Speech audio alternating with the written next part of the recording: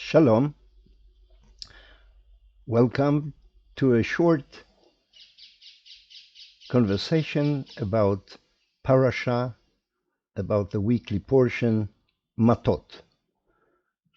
Let me describe to you telegraphically a very special idea communicated about this weekly portion by a very famous rabbi from Safed, Rabbi Mordechai Cohen, who published a book, Siftei Cohen, from the lips of the Cohen. He published it in 1690. Let's have a look at what he had to say about this very special weekly portion. If you open the book of Numbers, BaMidbar, chapter 32, you see in the second sentence that the sons of the tribe of Gad and of Reuben came to Moses and to Elazar the priest, who was the son of Aaron, and to the presidents, the chiefs of the community, and actually they requested to have real estate parts in the eastern side of the Jordan River. Let us remind ourselves that in the weeks before, Moses conquered with the children of Israel the eastern part of the Jordan River. That is practically mostly the area where today the state of Jordan is, the kingdom of Jordan, and also the southern part of the Golan Heights. The Golan Heights, which used to be under Syrian control until 1967, the Six-Day War, and since then are an integral part of the state of Israel. So, let us keep in mind the sons of Gad and Reuben came to Moses and to Elazar requesting the land, which was very good for them, for their sheep and for their cattle, in the eastern part of Jordan.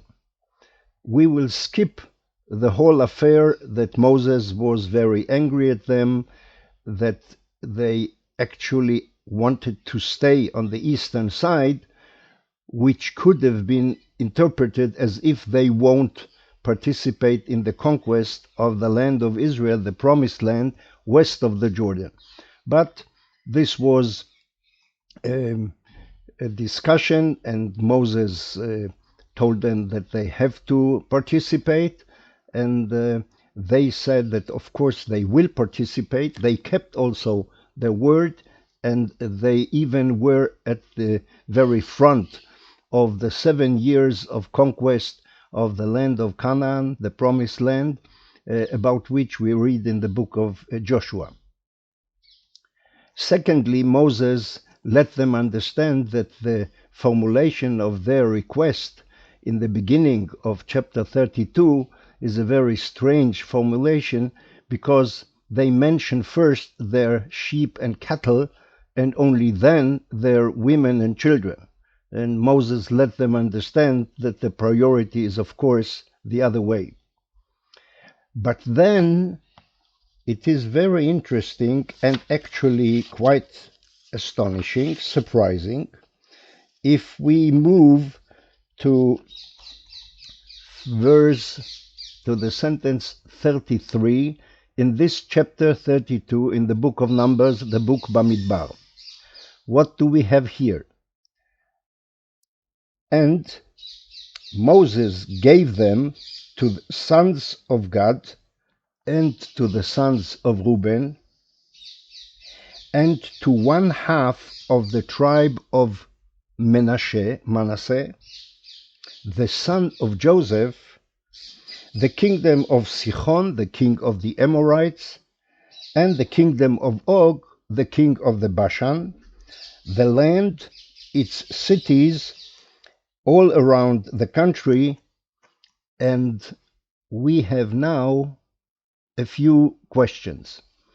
Now, to put it short, let us remember that actually the main interpretation of this surprising verse 33 was centered around the comments of the Ramban, Rabbi Moshe ben Nachman.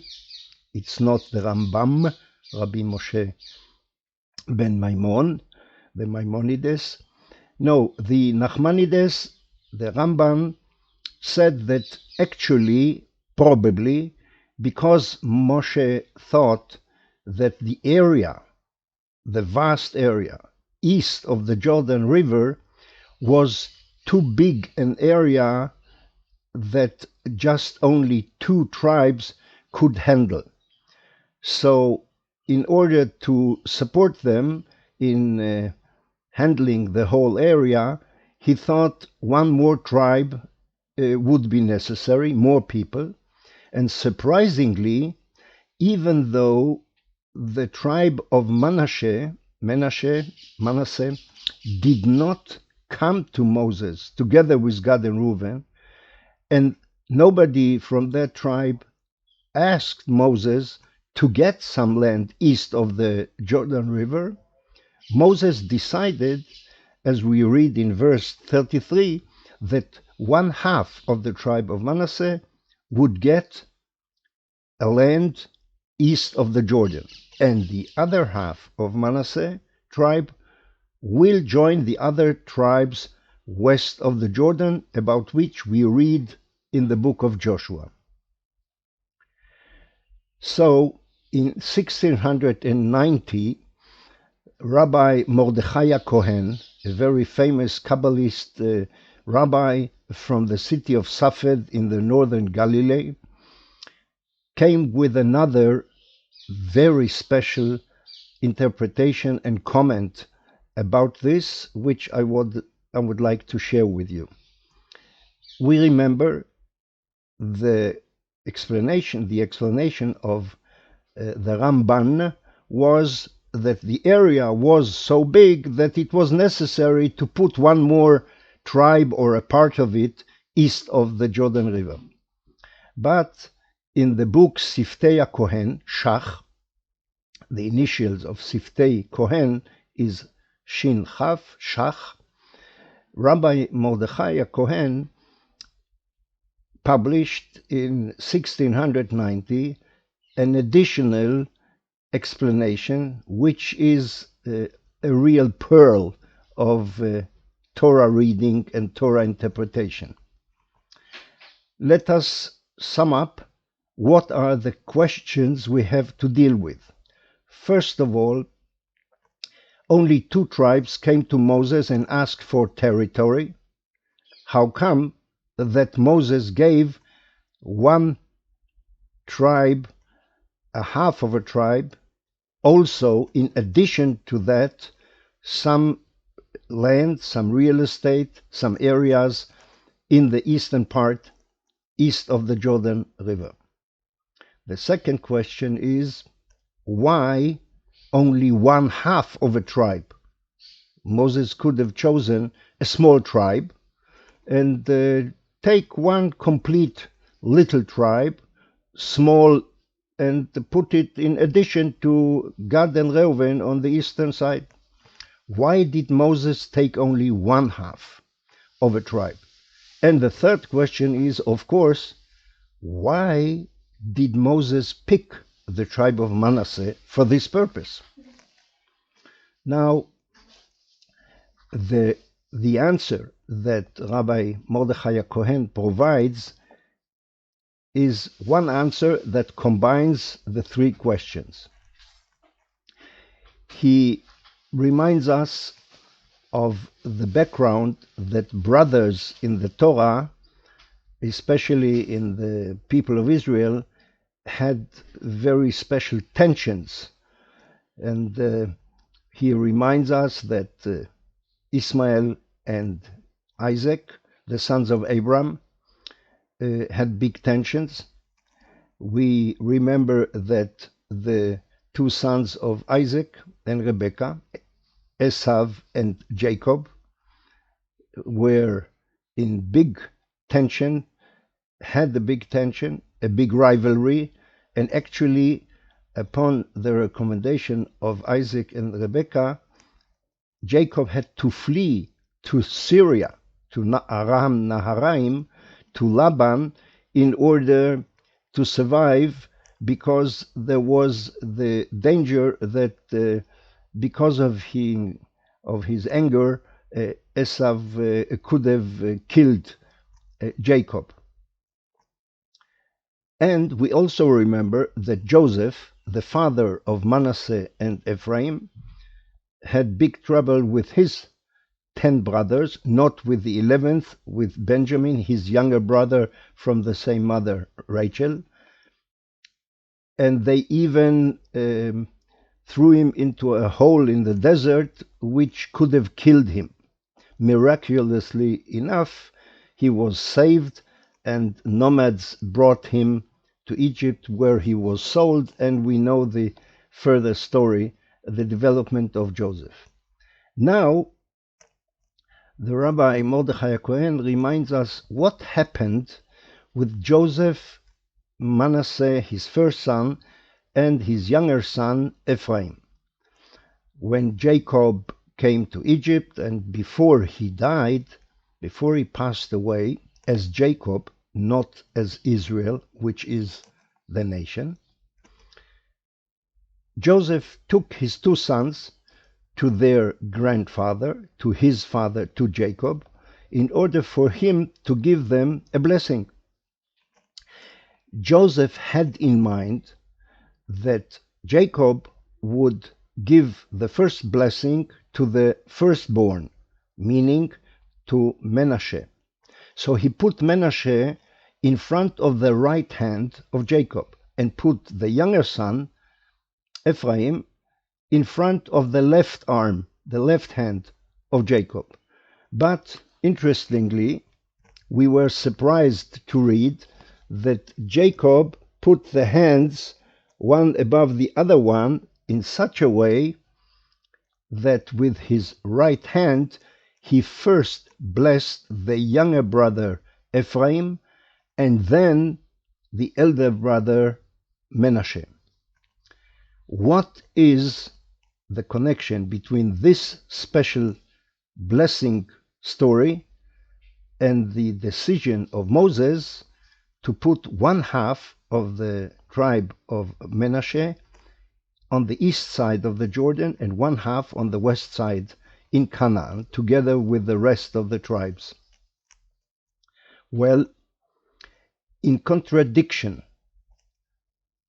to the other stories of tensions, rivalry, and treacherous enmity between brothers, Menashe did not blame Ephraim for getting the first blessing.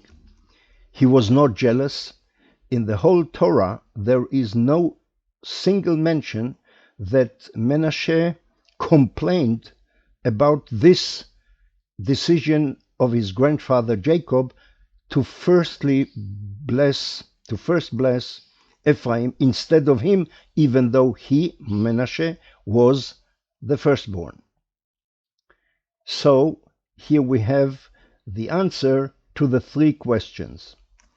Moses chose the tribe of Menashe, who was actually in his attitude and his mentality a bridge maker, a person that brings people together, the person who knows to accept the decisions made by the elders or by God, the person who would not look for tensions, rivalry, and wars, the peacemaker, the bridge maker.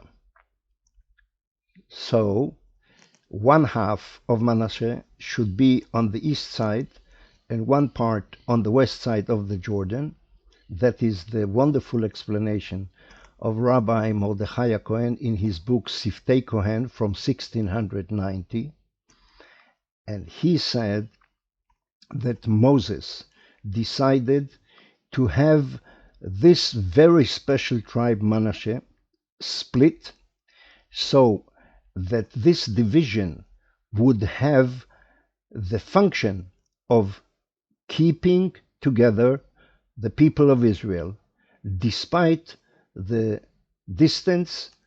One group is on the east side of the Jordan, one group is on the west side.